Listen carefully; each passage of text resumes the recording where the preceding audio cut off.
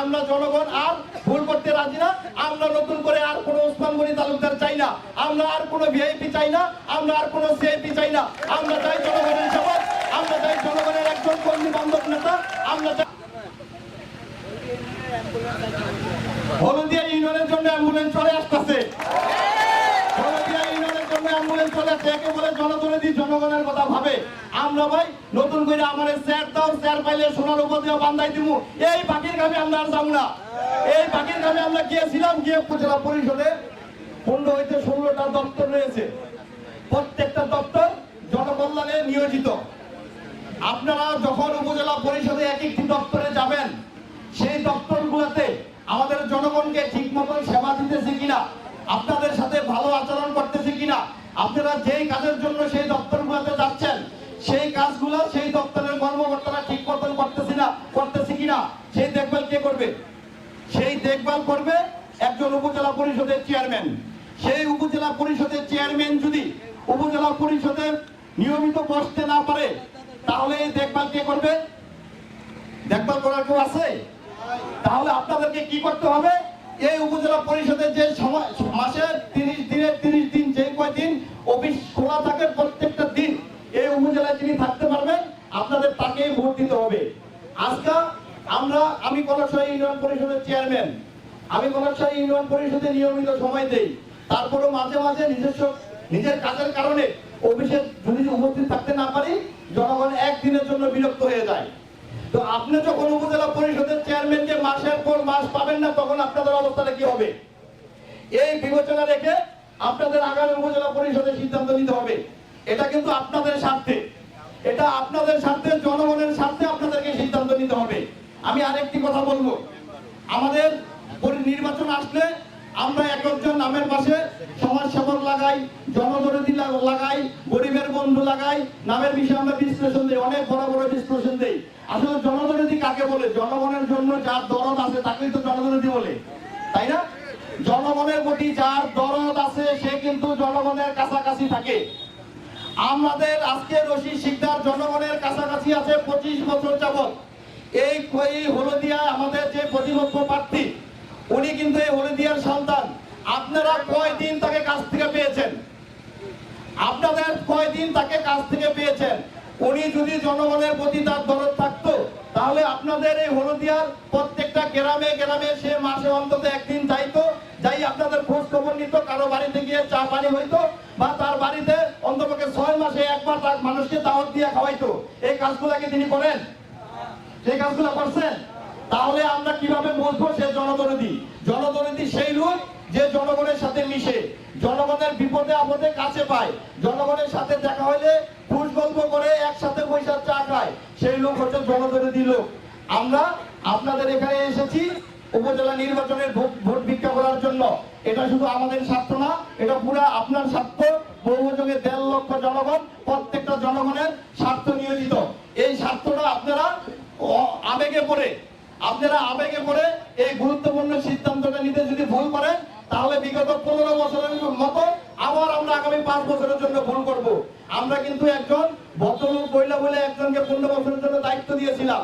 উনি বলেছিলেন আমাদেরকে, আমরা যদি লৌহজং উপজেলা পরিষদের চেয়ারম্যান বানাও, আমি লৌহজংকে সোনার উপাধি ভরে দেব, আমি তোমাদের স্কুল দিব, আমি তোমাদের শিক্ষা ব্যবস্থা করে দিব, আমি তোমাদেরকে মাদ্রাসা করে দেব। অনেক বড় বড় স্বপ্ন দেখিয়েছিলেন। এই 15 বছর কি আমরা তা পাইছি? আমাদের এই লৌহজংয়ে কি একটা ভালো মানের হাসপাতাল আছে? আমাদের কি ভালো নামের কোন স্কুল আছে? আমাদের যে হাসপাতাল আছে সেই হাসপাতালে কি ঠিকঠাক মতো চিকিৎসা হয়? কেন হয় না? এটা দেখভাল করার মতন সময় ওসমান গনি তালুকদার সাহেবের নাই। কেন নাই? ওসমান গনি তালুকদার সাহেব অনেক বড় ব্যবসা, হাজার হাজার কোটি টাকার মালিক। এত বড় ব্যবসা ফলাই দিয়া আমাদের জন্য তার প্রাণ কাটলেও সে আসতে পারে না। এখন যিনি প্রার্থী হয়েছেন তিনিও তার নামের পিছনে সিআইপি লাগাইছেন, তিনিও তার নামের পাশে সিআইপি লাগাইয়া বুঝাই দিচ্ছেন আমি অনেক বড় ব্যবসায়ী, আমি বাংলাদেশের অর্থনীতিতে অনেক বড় গুরুত্ব পালন করি, আমার অনেক দায়িত্ব আছে। তার সিএপির মানে অর্থ কিন্তু এইটা। সেও কিন্তু পারবে না তার অত বড় দূরত্ব হালাই দিয়া, অত বড় দায়িত্ব হালাই দিয়ে আপনাদের মাঝে আসতে। 6 মাসও তিনি আসতে পারবে না, যেহেতু তিনি সিআইপি, তার অনেক বড় দায়িত্ব। সেই উপর থেকে সে মাটিতে নেই না, কোনো অবস্থাতে আসতে পারবে না। তাই আমাদেরকে সিদ্ধান্ত ভুল নিলে আমরা আবার বস্তাবো বিগত 15 বছরের মতো করে। তাই আপনাদের কাছে বলতে চাই, আপনারা বিবেককে খাটাইয়া, এটা আমাদের স্বার্থ, আপনারা যারা বসে আছেন প্রত্যেকটা মানুষের স্বার্থ।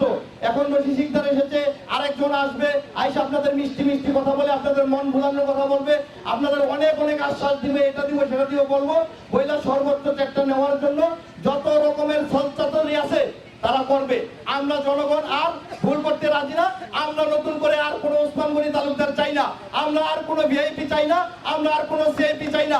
আমরা চাই জনগণের সেবক, আমরা চাই জনগণের একজন বন্ধু বান্ধব নেতা, আমরা চাই জনগণের একজন কামলা। সেই কামলা আব্দুর রশিদ শিকদার। আব্দুর রশিদ শিকদারের চাইতে লৌহযোগের জনগণের সেবা করার মতন বড় কামলা আর একটাও নাই। আমার বিশ্বাস এই রশিদ শিকদারকে আপনারা যারা এখানে উপস্থিত হয়েছেন তারা শুধু হলদিয়ায় না, আপনাদের আজকের এই অনুষ্ঠানের পর থেকে এটা পুরো লৌহযোগে এটার বাতাস গিয়ে লাগবে, এটার ঝড় গিয়ে লাগবে, সেই ঝড়ে লন্ডভন্ড হয়ে যাবে আমাদের প্রতিপক্ষের লোক। আমি এটা মনে প্রাণে বিশ্বাস করি। আমি বিশ্বাস করি এই আপনারা রশিদ শিকদারকে বিজয়ী করবেন, এই আপনারা রশিদ শিকদারকে বিজয়ী করবেন ইনশাআল্লাহ। রশিদ শিকদারকে আগামী 21 তারিখে আপনারা বিপুল ভোটে বিজয়ী করে আমাদেরকে একজন জনগণের সেবককে আমাদের মাঝে বিজয়ী হিসাবে গড়ে তুলবেন। আমি আর একটা কথা বলে আমার বক্তব্য শেষ করব। আমি শোয়েব ভাইয়ের একটা লিস্ট দেখেছি, তার জানেন, সেখানে আমি দেখেছি আমার অনেক কষ্ট লেগেছে। শোয়েব ভাই জনদরদী নেতা, তিনি 2টা অ্যাম্বুলেন্স দিয়েছেন আঞ্জুমান মফিজুল ইসলামে। ওই অ্যাম্বুলেন্স আমার কি কামে লাগে? ওনার যদি লৌহযোগের মানুষের প্রতি দরদ থাকতো তাহলে ওই অ্যাম্বুলেন্স ঢাকা শহরে না দিয়ে লৌহযোগে দিত। এই লৌহযোগে 1.5 লক্ষ মানুষের বসবাস। শোয়েব ভাই ভুলে গেছে এই 1.5 লক্ষ মানুষের মধ্যে থেকে অসুস্থ হতে পারে, সেটা শোয়েব ভাইয়ের মাথায় কাজ করে না। সে আমাদের জন্য এতই দরদ, তার নামের পাশে জনদরদী। আমি কি ভুল বললাম? এই অ্যাম্বুলেন্স 2টা যদি আমাদের লৌহযোগে দিতেন তাহলে আমার লৌহযোগের মানুষের উপকার হতো না? আমরা তখনই বুঝতে পারি যখন আমার ঘরের আমার মা অসুস্থ হয়ে যায়, আপনার বাবা অসুস্থ হয়ে যাবে, আপনার সন্তান অসুস্থ হয়ে যাবে, তখন কিন্তু আপনি বুঝবেন একটা অ্যাম্বুলেন্সের কতটা প্রয়োজন, একটা গাড়ির কতটা প্রয়োজন। সে জনদরদী, সে দরদ দেখাইতে যায় আঞ্জুমান মাহফুজুল ইসলামে, সেখানে আমার কাজে লাগে কোনটা জানেন? আমার মাই যদি মইরা যায় আঞ্জুমান মাহফুজুল ইসলামের একটা অ্যাম্বুলেন্স দিয়ে আমি বাইকটা আনতে পারবো, কিন্তু আমার মা যদি অসুস্থ হয়ে যায় ওটা নিয়ে কিন্তু টাকা নিতে পারুন না। কারণ আমার মার চিকিৎসার জন্য যে লৌহযোগে দিয়েছে, যে লৌহযোগে দিবে, তাতে তো আমাদের উপকার হতো। শোয়েব ভাইয়ের যদি লৌহযোগের মানুষের প্রতি দরদ থাকতো তাহলে তিনি এটা করতেন না, তিনি লৌহযোগে দিতেন। আমার কনক সারে দিয়েছেন, এই শিপন মিত্র দিয়েছেন, আমার রশিদ শিকদার ভাই দিয়েছেন, আমার কনক সারের জনগণের জন্য অ্যাম্বুলেন্স ক্রয় করতে টাকা দিয়েছেন। তো এই কনক সারের যে অ্যাম্বুলেন্সটা ক্রয় করতে টাকা দিয়েছেন সেটাকে আপনাদের হলদিয়াবাসী লাগবে না? প্রয়োজন হবে না? আমরা আপনাদেরকে সেই নাম্বার দিয়ে দিব। আপনাদের হলদিয়ার যে অসুস্থ হবে শুধু আমাদের ওই নাম্বারে একটা ফোন দিবেন, আপনাদেরকে বিনা টাকায় বিনা একদম ফ্রি সার্ভিস দেওয়া হবে। সেই ফ্রি সার্ভিসের জন্য আমাদের যে অ্যাম্বুলেন্স কিনে দিয়েছে তাদেরকে কৃতজ্ঞতা স্বরূপ তাদেরকে আমাদের ভোট দেওয়া উচিত না? আমরা তো অকৃতজ্ঞ মানুষ না, আপনাকে অকৃতজ্ঞ? সাধারণ মানুষ কিন্তু অকৃতজ্ঞ না। হলদিয়া ইউনিয়নের জন্য অ্যাম্বুলেন্স চলে আসতেছে, হলদিয়া ইউনিয়নের জন্য অ্যাম্বুলেন্স চলে আসছে। একে বলে জনদরদী, জনগণের কথা ভাবে। আমরা ভাই নতুন করে আমাদের চেয়ার দাও, চেয়ার পাইলে সোনার উপর দিয়ে বান্ধাই দিব, এই বাকির কামে আমরা আর যাবো না। এই বাকির কামে আমরা গিয়েছিলাম, গিয়ে 15 বছর লস করেছি। আমরা আর একটা দিনও লস করতে চাই না, আমরা আর একটা দিনও লস করতে চাই না। আমরা আমাদের জনসেবককে আমরা পেয়েছি, রশিদ শিকদারকে পেয়েছি। আপনাদের শিবন মিত্র সাহেব আছে, শিবন মিত্র সাহেবের সম্মানে আপনারা রশিদ শিকদারকে 21 তারিখে জয়যুক্ত করে আমাদেরকে এখানে এসে রফিক বলেছে এখানে আবার সমূল মর্যাদা দিবেন। আমি বিশ্বাস করি আপনারাই পারবেন, আপনারাই পারবেন। আবার দেখা হবে বিজয়ে, আবার দেখা হবে রশিদ শিকদারের সম্মান জানায়। এই আশাবাদ ব্যক্ত করে আমি আমার বক্তব্য শেষ করছি। জয় বাংলা, জয় বঙ্গবন্ধু, জয় হোক বলে দিয়ে জনগণের।